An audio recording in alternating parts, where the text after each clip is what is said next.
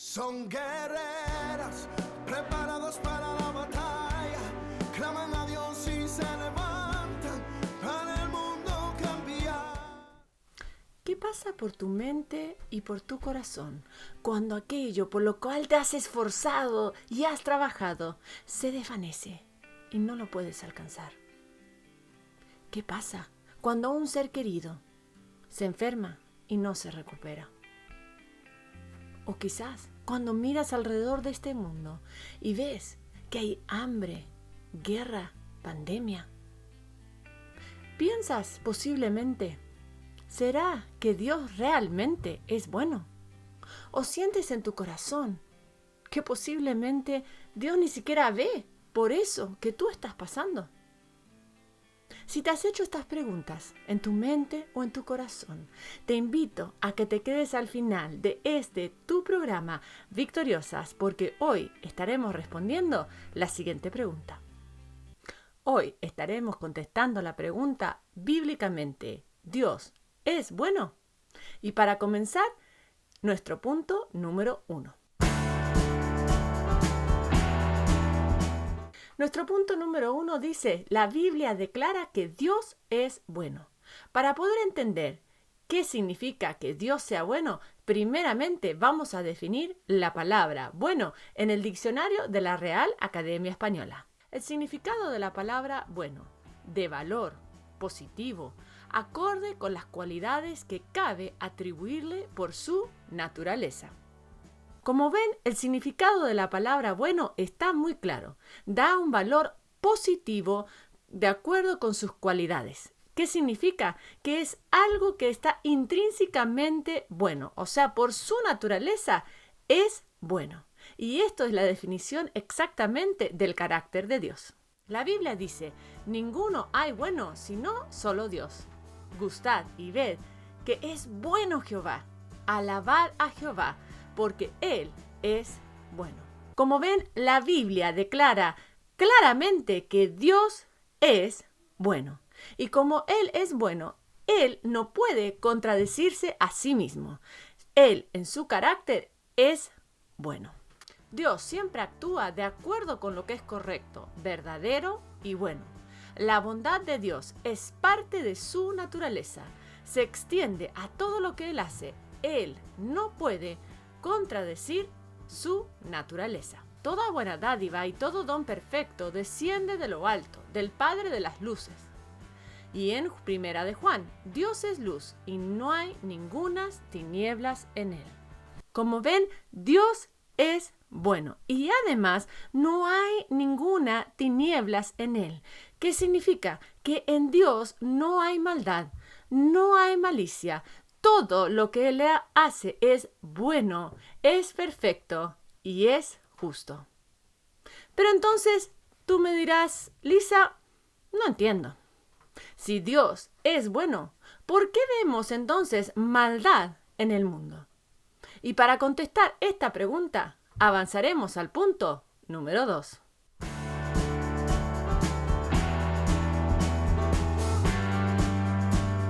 Así es. La maldad que hay en este mundo es producto del pecado. Claramente la Biblia lo enseña en el siguiente pasaje. Y esta es la condenación: que la luz vino al mundo y los hombres amaron más las tinieblas que la luz, porque sus obras eran malas. Juan 3:19. Ven, Jesús vino a este mundo para mostrar su luz. ¿Pero qué pasó? Que los hombres amaron más las tinieblas, más el pecado, que la luz de Jesús. ¿Por qué? Porque sus obras eran malas. Cuando le preguntaron a la hija de Billy Graham por qué existía la maldad en el mundo, por qué había sucedido lo de las Torres Gemelas del 9/11, ella contestó de la siguiente manera: le hemos pedido a Dios que salga de nuestro gobierno, que salga de nuestros colegios, que salga de nuestras vidas. Y Él, como es un caballero, dijo: está bien. ¿Ves? Por años la humanidad le ha estado pidiendo a Dios que salga del gobierno, que salga de los colegios, que salga de nuestras vidas. Y Dios ha salido. Y por eso la maldad en este mundo está cada vez peor y peor y peor. Y la Biblia en Romanos nos habla el siguiente punto. Dice, como ellos no aprobaron tener en cuenta a Dios, Dios los entregó a una mente reprobada para hacer cosas que no convienen. ¿Ves? Dios dejó al ser humano entregarse a hacer las cosas que no convienen por su testarudez, por empecinarse a hacer las cosas a su manera. Dios dijo, ok, está bien.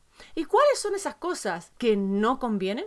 Vamos a leer la lista en Romanos de aquellas cosas que los hombres hacen que no convienen. Y tú me dirás si alguna de estas cosas están presentes en nuestra sociedad de hoy día. Estando atestados de toda injusticia, fornicación, perversidad, avaricia, maldad, llenos de envidia, homicidios, contiendas, engaños y malignidades, murmuraciones, detractores, aborrecedores de Dios, injuriosos, soberbios, altivos, inventores de males, desobedientes a los padres, necios, desleales, sin afecto natural, implacables, sin misericordia. Quienes habiendo entendido el juicio de Dios, que los que practican tales cosas son dignos de muerte, no solo lo hacen, sino que también se complacen con los que lo practican. Así es, el mundo se complace en hacer maldad. Y simplemente el ser humano, con su testarudez, insistió en hacer el mal. Y Dios dijo, está bien. Y por eso vemos a nuestro alrededor toda clase de maldad. Pero sabes, Dios en su infinito amor tiene una solución para esta pandemia de el pecado.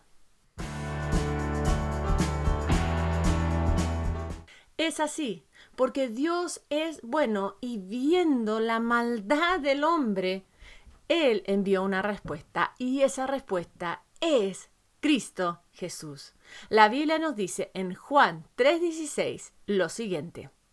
Porque de tal manera amó Dios al mundo que dio a su Hijo unigénito para que todo aquel que en Él crea no se pierda, mas tenga vida eterna. Dios te ama a ti con un amor eterno que no tiene principio y que no tiene fin. Y porque Él te ama, Él envió a Jesús, a su único Hijo, a morir en una cruz por tus pecados y por mis pecados. Dios, por amor, proveyó una solución. Jesús, Él murió en una cruz por nuestros pecados, se levantó victorioso, derrotando al pecado y la muerte, y ahora ofrece vida eterna a todo aquel que se arrepiente y pone su confianza en Él. Cuando te acercas a alguien que ha sido lastimado, muéstrale cómo la muerte y el sufrimiento son el castigo por el pecado y cómo Jesús proveyó la solución al morir en una cruz y resucitar de los muertos. Así es, porque por causa de Cristo nosotros tenemos una esperanza para hoy y para la eternidad. A lo mejor tú me dirás, Lisa, entiendo bíblicamente que Dios es bueno. Entiendo que a causa del pecado hay maldad en el mundo. Y yo he creído en Cristo como mi Salvador personal y Él ha perdonado todos mis pecados. Pero hay algo que todavía no entiendo. Porque yo soy una persona piadosa. No soy perfecta, pero oro, leo mi Biblia, asisto a la iglesia, ayudo a los demás. Pero la situación en la cual me encuentro es muy difícil. Y a veces como que siento que Dios no me ve. Si eso eres tú, tengo una palabra de Dios para ti en el punto número 4. Nuestro punto número 4 es que Dios te ve. Cuenta la historia en Génesis acerca de un personaje. Esta mujer se llamaba Agar. Agar era la sirvienta de Abraham y de Sarai, su mujer. Y resulta que Dios había prometido a Abraham que él haría de él una nación grande y que a través de su simiente, o sea, su hijo, él tendría una descendencia igual como la arena del mar o las estrellas en el cielo, que no se podrían contar. Pero pasaron los años y Sara era estéril, que significa que no podía tener hijos. Entonces, Sara se le ocurrió una grande y brillante idea y le dijo a Abraham, mira, como yo no te voy a poder dar hijos, ¿por qué no tienes relaciones sexuales con mi sierva Agar y ella tendrá un hijo? Y ese hijo será tu descendencia y a través de ese hijo se podrá cumplir la promesa de Dios. Entre paréntesis, Dios no necesita de tu ayuda o de mi ayuda para cumplir sus promesas. Si Dios te ha prometido algo, espera, porque cuando tú metes mano e intervienes, no ayudas al plan de Dios, sino que más bien la arruinas. Siguiendo con nuestra historia, entonces Sara le da su sirvienta Agar a Abraham. Y Abraham, pues, se acuesta con ella, tiene relaciones y Agar queda embarazada. ¿Qué pasó? Que en este caso Sara no quedó contenta, porque dijo, mira, ahora mi sirvienta está embarazada del hijo de Abraham y ella se cree mejor que yo. Entonces Sara fue a reclamar a Abraham y le dijo, mira en el lío que me metiste. Y le dice, esta sirvienta ahora se cree mejor que yo porque va a tener el hijo tuyo. Y Abraham le dice, mira, es tu sirvienta, hace con ella como bien te parezca. Entonces la Biblia dice que Sara empezó a maltratar a Agar. Y fue tanto el maltrato que Agar no tuvo otra opción que huir al desierto. Y fue allí, en el desierto, que ella estaba llorando y el ángel de Dios vino a donde ella estaba. Y cuando vino a donde ella estaba, le dijo las siguientes palabras. Como Agar había hablado con el Señor, le llamó el Dios que ve, pues se decía, Dios me ha visto. Vemos aquí que Dios se presenta a Agar como El Roi, el Dios que me ve. No existe ninguna circunstancia de nuestra vida que escape de su conocimiento y de cuidados paternales. Dios nos conoce a nosotros y conoce nuestros problemas. ¿Ves? Dios vio a Agar estando en ese lugar y se presentó a ella como Dios El Roi, el Dios que te ve. Y Dios hoy te quiere decir que no importa la situación que tú estás pasando, Él ve tu situación, Él conoce tu situación, Él escucha tus oraciones, Él está dispuesto a contestar tus oraciones. Él te ve. Tenemos una promesa de Dios que está en Romanos, que me encanta, que nos dice que no hay nada que nos pueda separar del amor de Dios. Por lo cual estoy seguro que ni la muerte, ni la vida, ni los ángeles, ni los principados, ni potestades, ni lo presente, ni lo porvenir, ni lo alto, ni lo profundo, ni ninguna otra cosa creada nos podrá separar del amor de Dios que es en Cristo Jesús, Señor nuestro.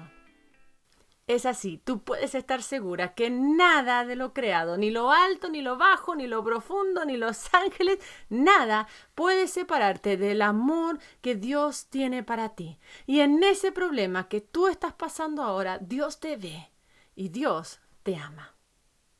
Pero ahora tú me dirás, Lisa, ok, entiendo que Dios es bueno. Sé que la maldad del mundo es a causa del pecado. Creo que Cristo es la solución al pecado y yo lo he aceptado como mi Salvador. Y aunque estoy pasando por un momento difícil, tengo esperanza porque sé que Dios me ve. Pero aún tengo una duda, hay algo que no entiendo. ¿Por qué Dios no cambia mi situación?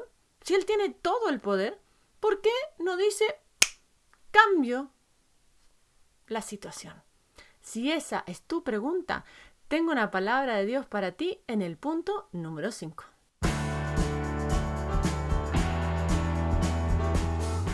Es así, Dios tiene un plan para tu vida y para mi vida. Recordemos la historia de José. José tenía 11 hermanos y él era el favorito de su padre. Y su padre le dio entonces una túnica de muchos colores. Y los hermanos, celosos, lo vendieron como esclavo. Ya la vida de José estaba mal, porque le tenían envidia, y se le agregó el hecho que fue vendido como esclavo. No solo eso, sino que siendo esclavo en la casa de Potifar, la esposa de Potifar lo acusa de querer acostarse con ella. Y entonces Potifar lo manda Entonces ahora a la cárcel. Y estando en la cárcel, él le dice a 2 personas sus sueños, se los revela el significado. Y ellos prometen decirle al faraón, hablarle bien en cuanto de José, pero se les olvida. Si alguien tenía una situación complicada y una vida complicada con situaciones difíciles, era José.